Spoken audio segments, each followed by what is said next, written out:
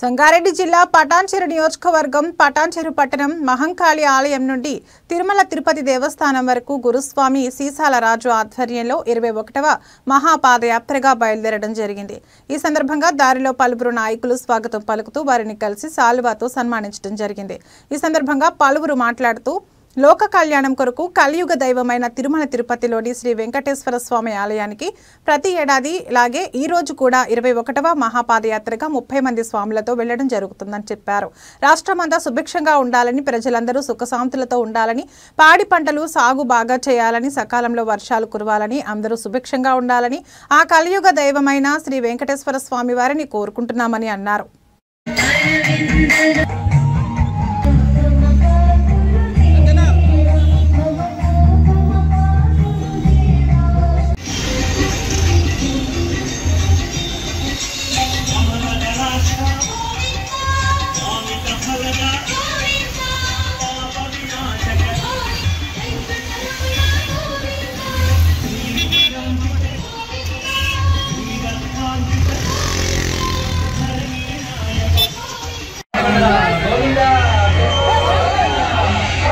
ఈ కార్యక్రమ ఉద్దేశం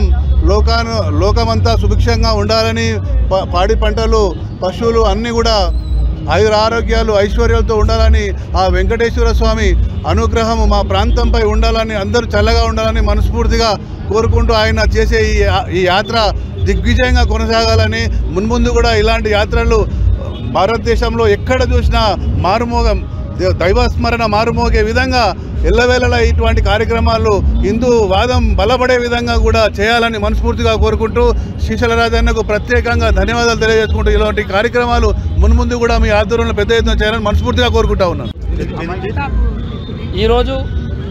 అమీన్పూర్ మండల్ పటాన్చెరు నుండి శ్రీశైల రాజు గురుస్వామి గారి ఆధ్వర్యంలో గత 21 సంవత్సరం నుండి మరి తిరుమల తిరుపతి పాదయాత్ర చేయడం జరుగుతుంది। అందరూ ముఖ్యంగా తెలుగు రెండు రాష్ట్రాలు కూడా సకాలంలో వర్షాలు కురిసి పాడి పంటలు చల్లగా ఉండి అందరూ ఆరోగ్యాలతో ఉండాలని